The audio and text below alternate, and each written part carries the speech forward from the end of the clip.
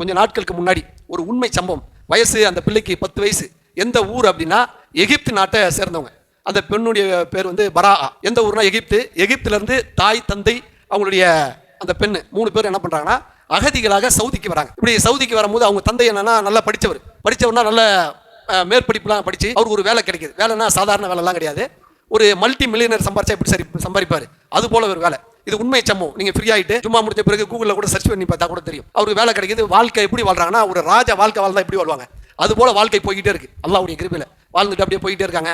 BMW car தான், Audi car, இப்படி வாழ்க்கை நல்லா போயிட்டே இருக்கு. நடுவில் அல்லாஹ் ஒரு பெரிய சோதனை கொடுக்குறான். என்ன சோதனை அப்படின்னா அந்த பரா இருக்காங்களே அந்த பெண்மணி 10 வயசு, அவங்களுடைய தாயாருக்கு உடல்நலம் சரியில்லாமல் ஆயிடுது. என்ன மனைவிக்குன்னு போய் பார்க்குறாரு. பார்த்து கூட்டு போய் பெரிய மல்டி ஹாஸ்பிட்டலில் செக் பண்ணி பார்க்குறாரு.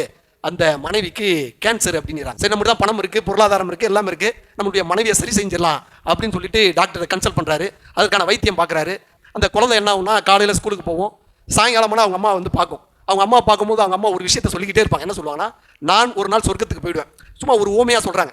ஏன்னா அந்த பிள்ளைகிட்ட எனக்கு கேன்சர் வந்துருச்சு, நான் மவுத் ஆகிடுவேன் அப்படின்னா அந்த பிள்ளை கதறி ஆளும்ல. அதனால் என்ன சொல்கிறாங்கன்னா, நான் ஒரு நாள் சொர்க்கத்துக்கு போயிடுவேன். மவுத் ஆகிடுன்றதுக்கு அந்த குழந்தைக்கு புரியுற மாதிரி சொல்கிறாங்க. நான் ஒரு நாள் சொர்க்கத்துக்கு போயிடுவேன், நீயும் ஒரு நாள் என்னை வந்து சந்திப்ப அப்படின்னு சொல்கிறாங்க. அந்த பிள்ளைகிட்ட சொல்லிட்டு இருக்காங்க. சில நாட்கள் ஆகுது. அந்த பெண்மணி மரணிச்சிடறாங்க. மரணிச்சோன்னே அவங்களுக்கு தந்தைக்கு தகவல் வருது. அவர் என்ன பண்ணுறாரு, இது முதல்ல ஹாஸ்பிட்டலுக்கு வராரு. என்னென்ன முடிச்சுட்டு குழந்தைய அழைக்கலான்னு போகிறார். அப்போ அவர் என்ன யோசிக்கிறாருன்னா, இப்போ நம்ம குழந்தைகிட்ட தாய் மூத்தாயிடுச்சுன்னா கதறி அழுவும், முதல்ல அந்த பிள்ளைக்கு எதனால் வாங்கி கொடுப்போம் சாப்பிட்றதுக்கு அப்படின்னு சொல்லிட்டு என்ன பண்ணுறாரு, அந்த குழந்தைய ஸ்கூலில் போய்ட்டு அழைச்சிக்கிட்டு வராரு. வரும்பொழுது ஒரு சூப்பர் மார்க்கெட் இருக்குது. சூப்பர் மார்க்கெட்டில் என்ன பண்ணுறாருன்னா காரை ஓரமாக நிறுத்துறாரு. அதனுடைய அந்த குழந்தைகிட்ட சொல்கிறாரு. என்ன சொல்கிறாருன்னா, மா இங்கே சூப்பர் மார்க்கெட் இருக்கு, நீ கார்லேயே உட்காந்துட்டு, அப்பா நான் என்ன பண்ணுறேன் உனக்கு பழமும் ஜூஸ் வாங்கிட்டு வரேன்னு ரோடை கிராஸ் பண்ணுறாரு.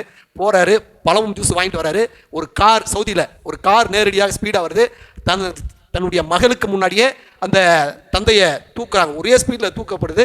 அவர் அங்கேயே துடிச்சு மரணிச்சிட்டார். இப்போ நமக்கு என்ன சம்பவம் அப்படின்னா, அங்கே தாய் இறந்துட்டாங்க, இங்கே தந்தை இறந்துட்டாரு. அப்போ அந்த ஹாஸ்பிட்டல் நிர்வாகம் என்ன பண்ணுறாங்கன்னா, தந்தை அடக்கம் பண்ணுறதுக்காக ஜனாசை அடக்கம் பண்ண நேராக வராங்க. அங்கே தாய் இறந்துருக்காங்க சொல்கிறதுக்காக தான் அந்த மகள்கிட்ட வராரு.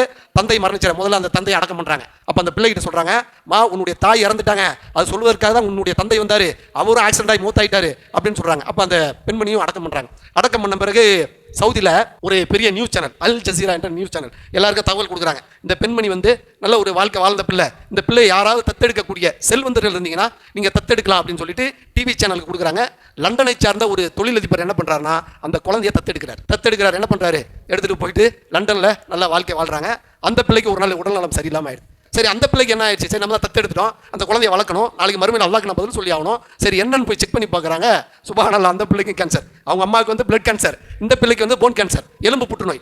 டாக்டர் போய் அணுகுனா சொல்கிறாங்க 2 கால்களை எடுத்தாதான் அந்த பிள்ளை உயிரோட இருக்குன்றாங்க. அப்போ அவர் என்ன என்றாருன்னா, சரி 2 காலையும் எடுத்துருவோம் அந்த பிள்ளைக்கு, அப்போ தான் அந்த பிள்ளை உயிரோட இருக்குன்னு சொல்லிட்டு 2 காலையும் எடுக்கிறாங்க. அந்த பிள்ளை குரானில் நல்லா தேர்ச்சி பெற்ற பிள்ளை, ஓதிச்சுன்னா அவ்வளோ கிராத் அருமையாக இருக்கும். யூடியூப்பில் போட்டிங்கன்னா தெரியும். அந்த பிள்ளை என்ன பண்ணுறாங்கன்னா, சவுதியில் ஒரு நிறுவனம் அந்த பிள்ளையை ஜட்ஜியாக வரணும் அப்படின்னு சொல்லிட்டு சரியான பிறகு அந்த பிள்ளையை வர வைக்கிறாங்க.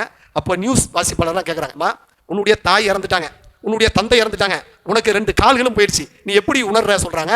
அந்த பிள்ளை சொல்கிறாங்க, ஹஸ்பன் அல்லாஹ் நேமல் வக்கீல், என்னுடைய தாய் வந்து இறந்துருக்கலாம், என்னுடைய தந்தை இறந்துருக்கலாம், எனக்கு 2 காலும் போயிருக்கலாம், ஆனால் என்னை படைத்த இறைவன் என் கூட இருக்கிறான். அல்லாஹ் சொல்கிறான், உமைய தவக்கல் அல்லாஹி ஃபஹு ஹஸ்புன், யார் அல்லாஹ்வை சார்ந்தவர்களாக இருக்கிறார்களோ அல்லாஹ் அவர்களுக்கு போதுமானவன் என்று சொல்கிறான். அப்போ நம்மளுக்கு எந்த கஷ்டம் எந்த துன்பம் வந்தாலும் நாம் என்ன எண்ணிக்கொள்ள வேண்டும்னா, என்னை படைச்ச ரப்பு என் கூட இருக்கிறான் அப்படின்னு நாம் முதலில் எடுத்துக்கொள்ள வேண்டும்.